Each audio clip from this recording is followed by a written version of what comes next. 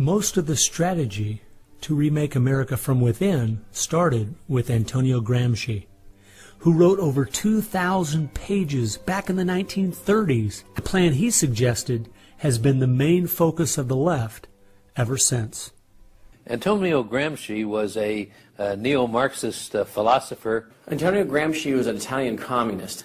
Antônio Gramsci is probably the biggest troublemaker in the world. He's probably got more responsibility for our social ills than anybody else on the planet. He knew of the importance of undermining the morals in the character of this country. Because America had a strong Christian heritage, you had to attack the culture. You had to change the culture. Even to pornography, into areas that most people normally wouldn't accept. He said that we're going to destroy the West by destroying its culture. We're going to infiltrate and we're going to turn their music, their art, and their literature against them.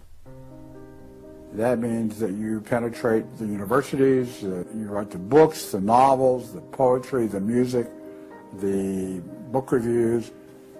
And once you control the culture, then you can sort of shape the thought of rising generations. He differed with Marx. Instead of, for example, destroying the church or the other basic institutions, he said infiltrate them and use them to change the culture.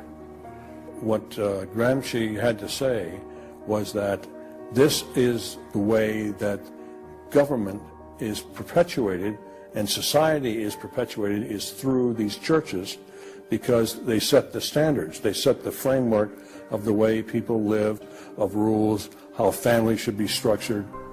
He didn't want a revolution on the streets that would be overturned by the police the next day. He wanted to change society over the long term so that we'd have a revolution without us even realizing it, basically. And the communists have been very effective in promoting their ideology in Hollywood, in the mass media. And I think he was quite right. I think that's exactly what has happened. I think that's the way it's worked. I think it's working that way now. And that's where a lot of these people come from. And that's been the big success story of communism in the last 50 years. It's the professors, it's the educationalists, it's the journalists. They are the shock troops, the Gramscian shock troops of the future.